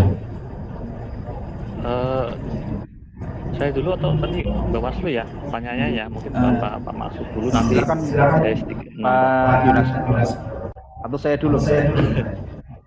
Monggo. Karena ini ada Bawaslu dan sesuai fungsinya tadi. Oh begitu. Ya nggak apa-apa kalau. Oke. Terima kasih. Ini dari Mbak Afifah ya. Iya Pak. Itu mahasiswa juga. Iya Pak, mahasiswa. Ya. Terima kasih untuk pertanyaannya. Bagaimana cara membangun kesadaran ya mahasiswa terhadap proses penyelenggaraan pemilihan maupun pemilu. Yang pertama tadi sudah disampaikan ya, saya juga terkait dengan apa peran mahasiswa ya atau generasi muda untuk membangun pengawas partisipasi. Yang pertama ya, pemuda tidak boleh apatis ya terhadap politik ya, atau partai politik. Tidak boleh harus tampil ya. Generasi muda itu harus tampil ya, bagaimana cara politik dengan baik ya. Karena nanti akan menentukan generasi yang berkualitas atau tidak itu tergantung bagaimana peran-peran mahasiswa ini. Jadi tidak boleh apatis sekali saya sampaikan ya terhadap proses penyelenggaraan pemilu maupun pilkada. Pemuda atau mahasiswa harus benar-benar tampil ya, setidak-tidaknya itu memantau ya atau menjadi pemantau di dalam proses penyelenggaraan pilkada atau pemilu. Yang pertama. Kemudian yang kedua, ya, ini harus punya kesadaran ya terkait dengan wilayahnya, pembangunan di wilayahnya atau secara umum ya pembangunan nasional gitu. Jadi kalau kita sudah punya kepedulian terhadap daerahnya, maka tentu akan menentukan sebuah sikap politiknya atau menentukan pilihannya berdasarkan pada pilihan rasional calon mana yang kira-kira akan membawa perbaikan atau perubahan ke arah yang lebih baik gitu. Jadi tidak boleh mahasiswa itu datang ke TPS kemudian dengan pikiran masih kosong ya. Kemudian di TPS hanya menghitung jari saja atau menghitung misalnya benik ya. Benik baju saja, tapi sudah menentukan jauh-jauh sebelumnya pilihan yang terbaik untuk proses pembaruan dan pembangunan yang lebih baik itu ini sudah ditentukan sikapnya jauh sebelum ya pada hari pencoblosan, sehingga dia akan terus berproses ya, akan ikut kalau kepingin ikut terlibat dalam tim sukses atau tim kampanye, setidaknya menjadi leader ya, menjadi figur bagaimana dia paham terhadap aturan-aturan proses penyelenggaraan pilkada dan pemilu, kemudian ditaati. Bagaimana cara mengawal proses itu dari sisi kepesertaannya, atau menjadi pengawas partisipasi dari yang disampaikan itu ya. Setidaknya itu untuk lingkungannya ya, peduli terhadap lingkungannya, atau temannya ya, atau keluarganya, agar bisa terhindar dari kejahatan-kejahatan demokrasi berupa money politik. Kemudian bagaimana cara menekan angka golput ya? Memang golput ini kan hal yang tidak dilarang ya, hal yang tidak dilarang. Memang ruang ya undang-undang itu tidak mengatur bagaimana sanksi golput, tidak ada ya. Tapi ini golput juga membahayakan ya bagi legitimasi kekuasaan. Maka atas dasar kesadaran tadi ya, berpolitik ya, istilahnya politik santun dan yang taat terhadap regulasi ini menjadi penting. Tunjukkan bahwa anak muda ini adalah menjadi harapan ya, optimis bagi masyarakat ya. Perubahan itu ada di anak muda dan anak muda harus komitmen, mahasiswa harus komit ya, menjaga idealisme, menjaga spiritual kebangsaan ya, menjaga integritasnya sampai nanti betul-betul dia berkiprah ya, menjadi orang yang memberikan kontribusi terhadap pembangunan di negara kita.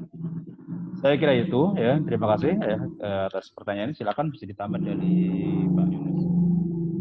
Terima kasih. Ya, terima kasih. Langsung kepada ininya mungkin ya, kepada secara epistemologi dan filsafatnya mungkin Pak ini. Hakikatnya bagaimana kita menggugah hati nurani kita bersosial politik. Ini jiwa-jiwa muda, jiwa-jiwa yang penuh semangat harus memiliki hati. Halo ya. Ya, jiwa-jiwa muda, jiwa-jiwa semangat. Jadi harus memiliki hati yang bersih, hati yang mudah disentuh dengan sosial dan lingkungannya. Nah, bagaimana cara menggugahnya itu harus ada saling memperluas pergaulan, memperluas komunitas, bergabung dalam komunitas-komunitas walaupun itu kecil, RT atau RW atau kegiatan kemahasiswaan atau dalam kegiatan penyelenggaraan pemerintahan di desa dan sebagainya. Semakin kita banyak berkomunikasi, semakin kita banyak bergaul dalam sosial, itu semakin kita dapat mengetahui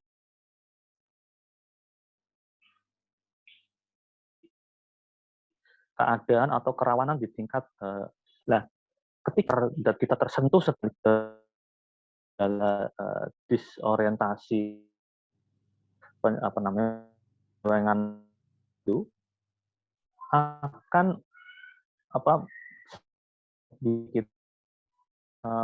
membangun image bahwa ini adalah salah. Nah, membangun image ini salah aja adalah bentuk niat kita untuk proses pencegahan dari penyelenggaraan pemilu.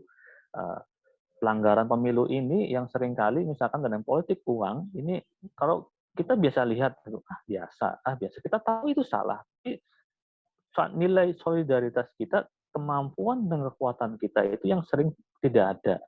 Karena apa? Karena kita tidak punya dukungan sosial dan tidak ada komunitas yang mendukung pada kegiatan itu.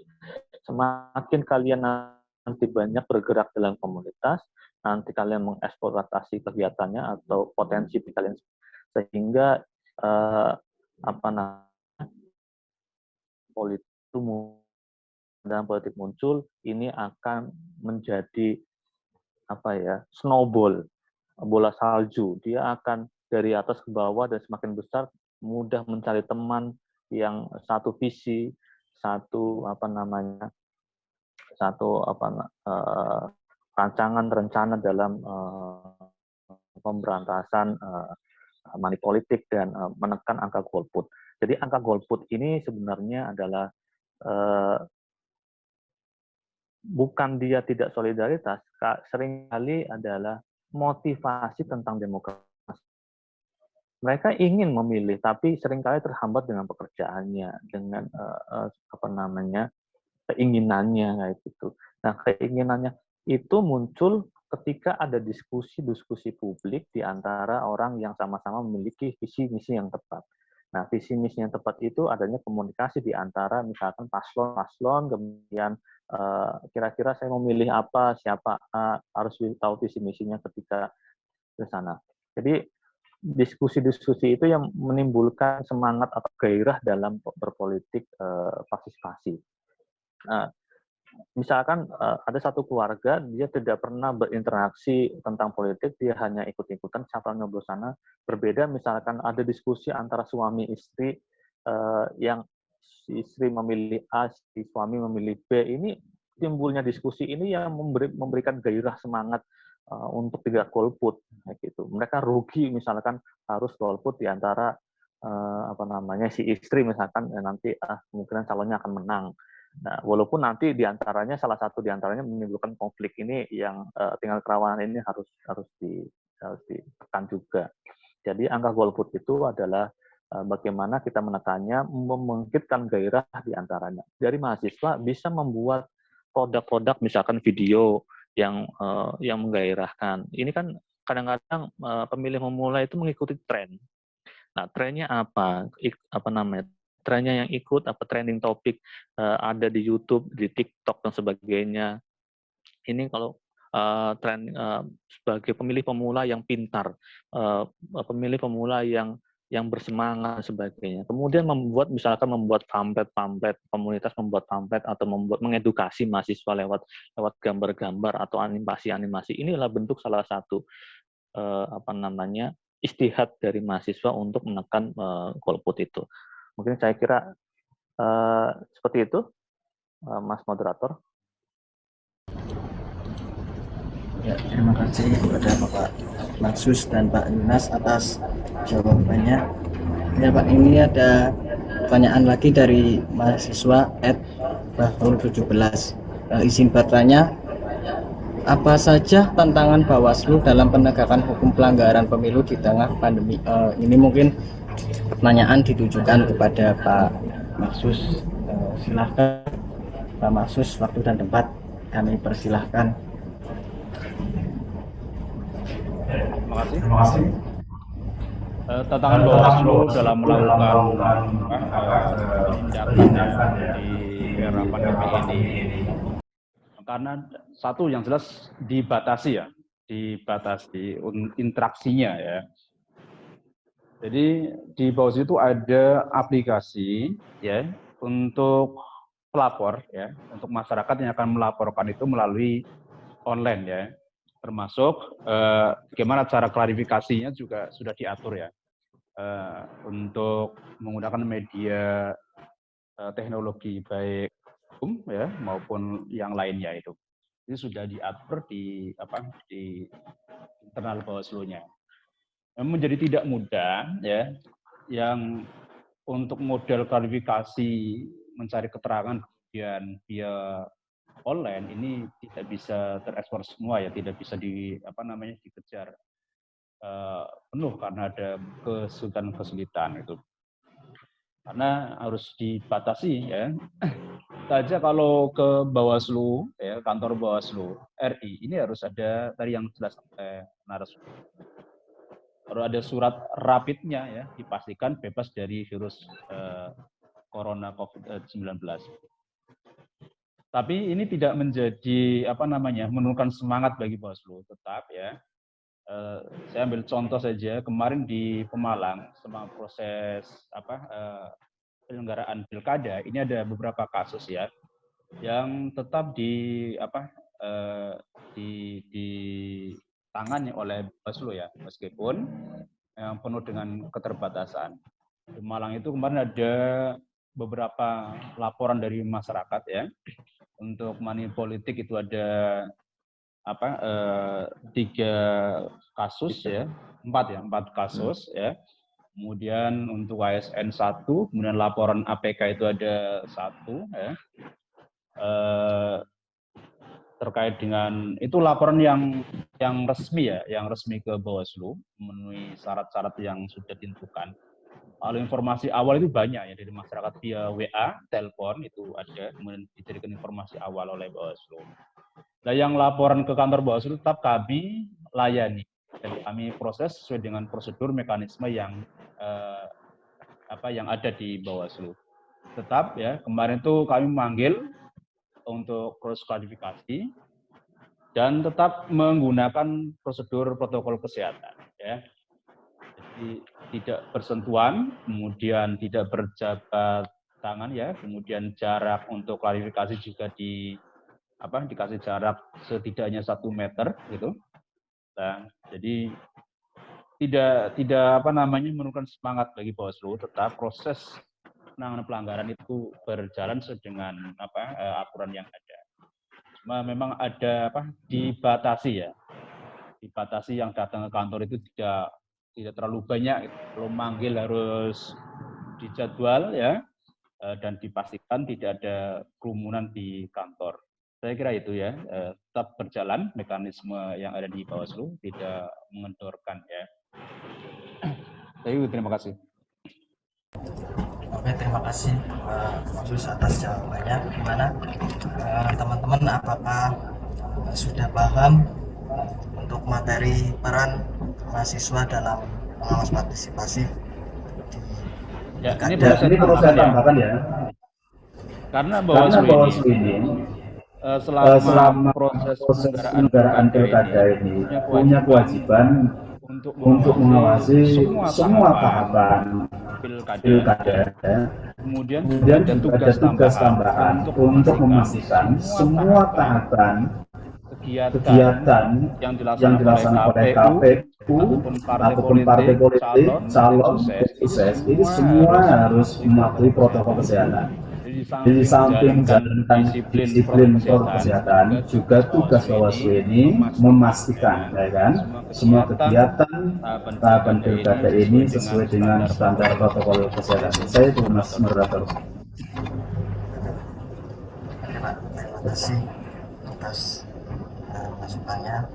Oke, mungkin kita cukupkan untuk webinar kali ini karena waktu sudah habis. Sebenarnya sih masih banyak yang harus dibahas mengenai peran mahasiswa, karena mahasiswa itu sangat penting peranannya dalam pengawasan pemilu, karena sebagai agen of change atau gerakan perubahan itu juga menjadi cerminan bagi para masyarakat umum yang belum paham mengenai tentang pengawasan pemilu.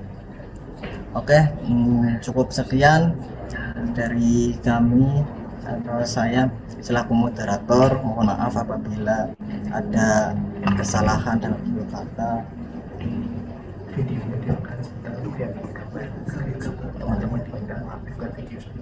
Oh ya, sebelumnya mohon maaf untuk teman-teman untuk mengaktifkan on kameranya ya, karena habis ini juga ada sesi foto bersama. Silakan, jangan keluar dulu.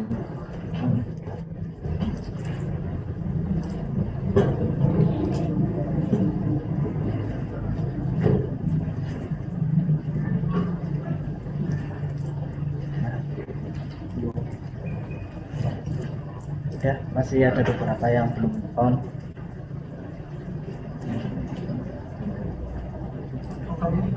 Silahkan dinyalakan kameranya.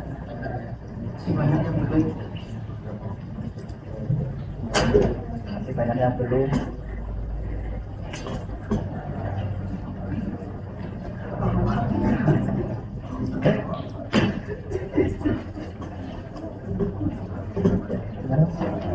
Ya. Oke, kita ambil gambarnya ya. 1, 2, 3. Oke. Sekali lagi ya untuk slide yang kedua. 1, 2, 3. Itu ada yang berkumpul itu. Itu teman-teman material juga Pak.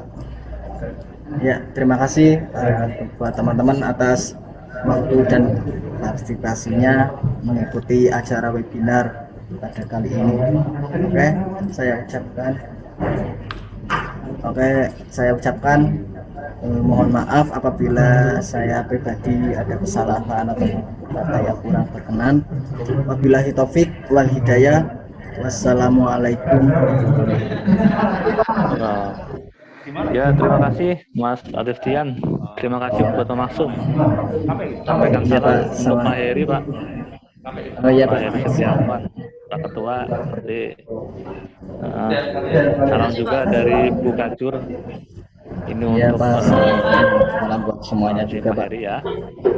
Oke, mohon izin saya off dulu, live. Iya, Pak. Semangat selalu, terus nanti dibaca ibu buku sakunya yang ada di PPT ya. Ya, Assalamualaikum warahmatullahi wabarakatuh. Salam warahmatullahi wabarakatuh.